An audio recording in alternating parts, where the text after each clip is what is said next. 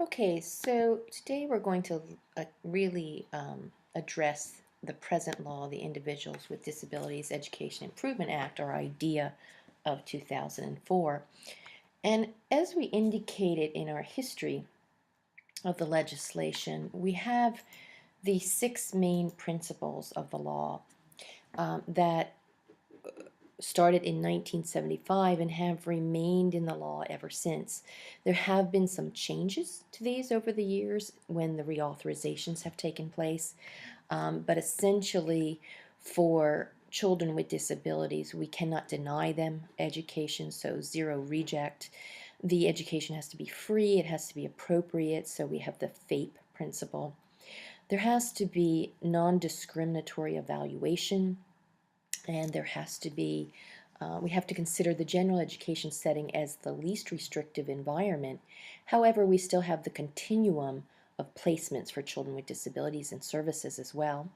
There has to be procedural safeguards for the children and the parents, and parents are active team members in uh, in this particular piece of legislation.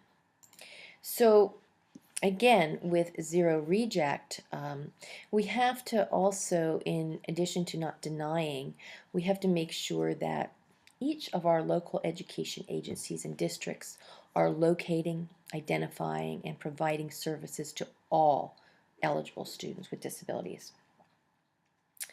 In terms of evaluation, it's very important that for initial evaluation and for all subsequent evaluations that we're evaluating all suspected areas of disability. So we can't just use one measure.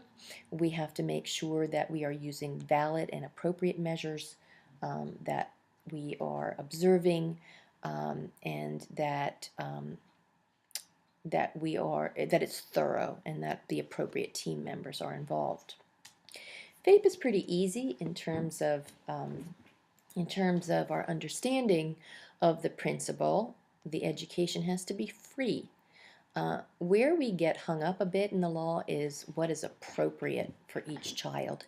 And you can imagine that there might be some disagreement within the multidisciplinary teams in terms of appropriateness, and disagreement potentially between parents and the school districts.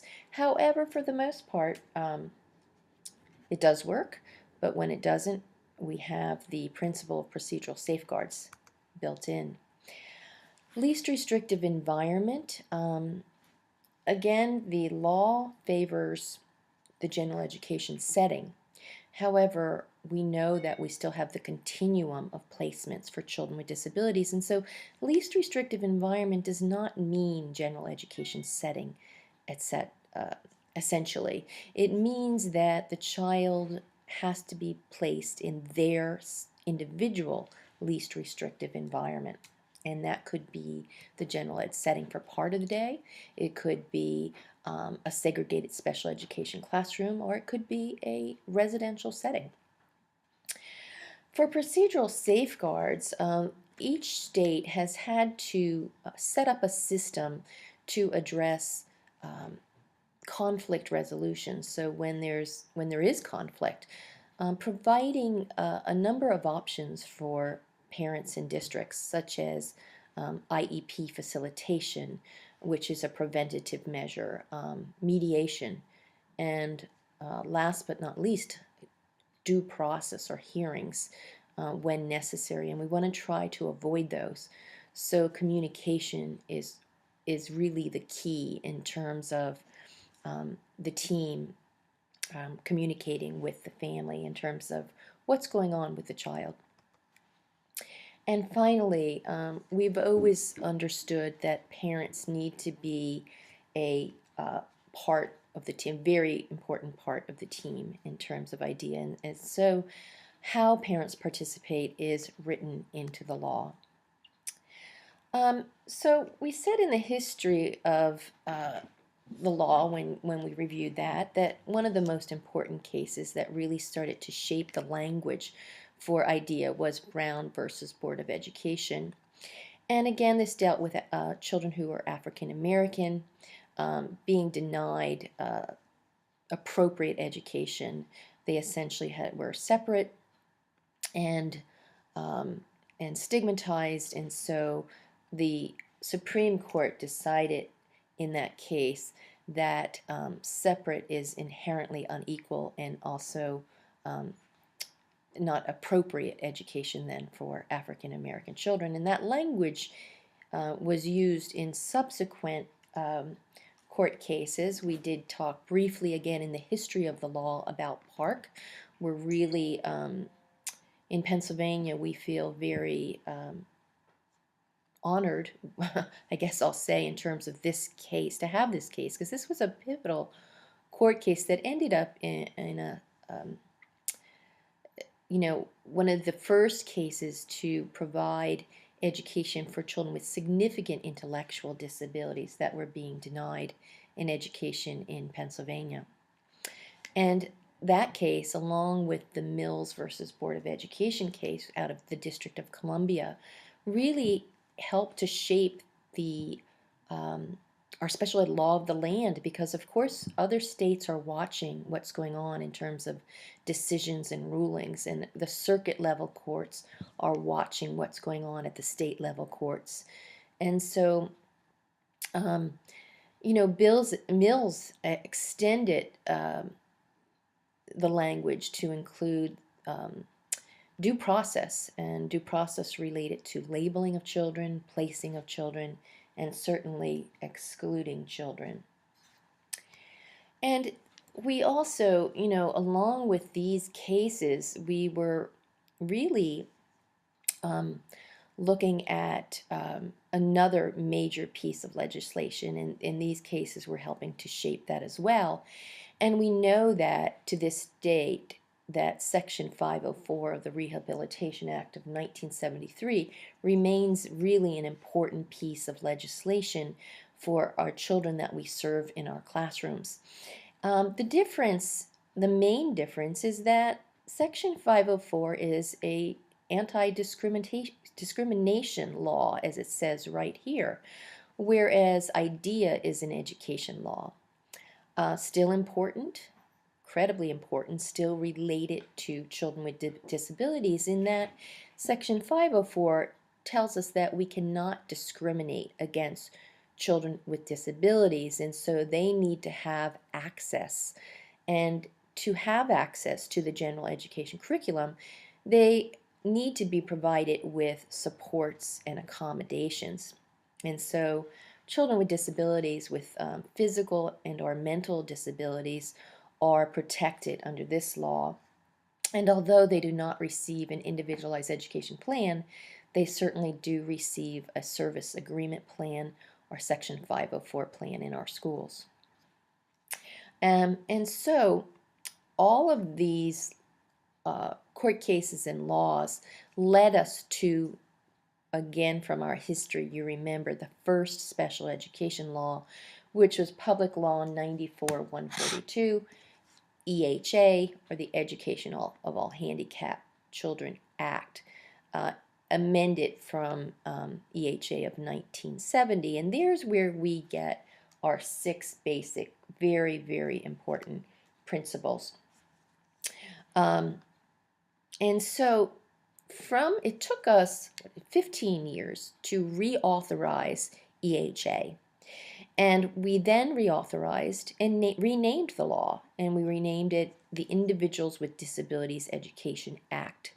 And so that was our first reauthorization of the major special education law. And at the time, we did change some terminology. Thankfully, we substituted the word handicap for with disability, to really specify person-first language.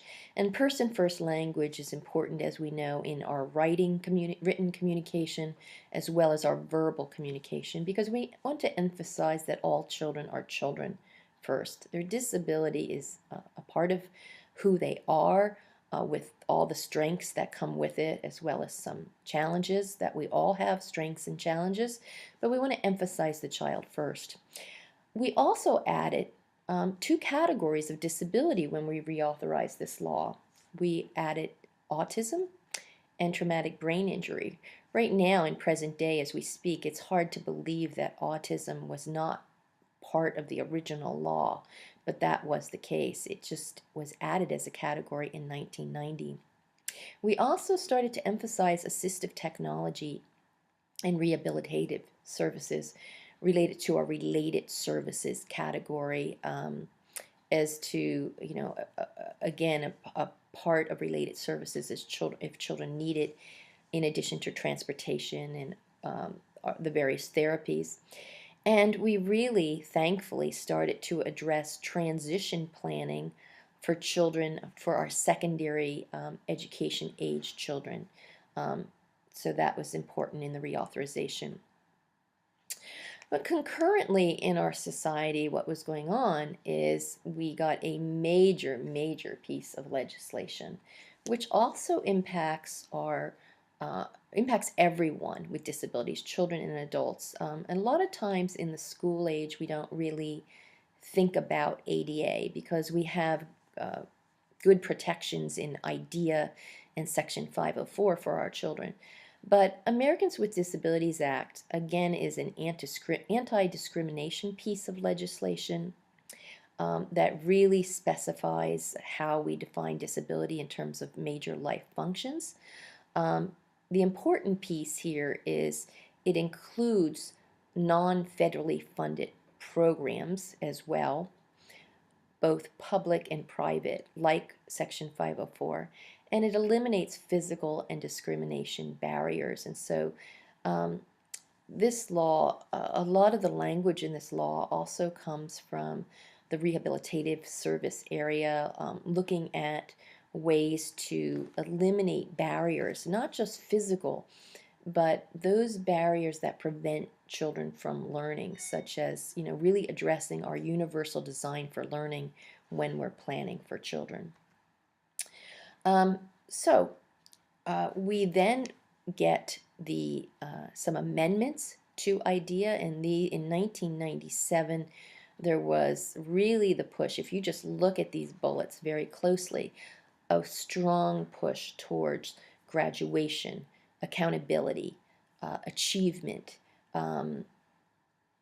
looking at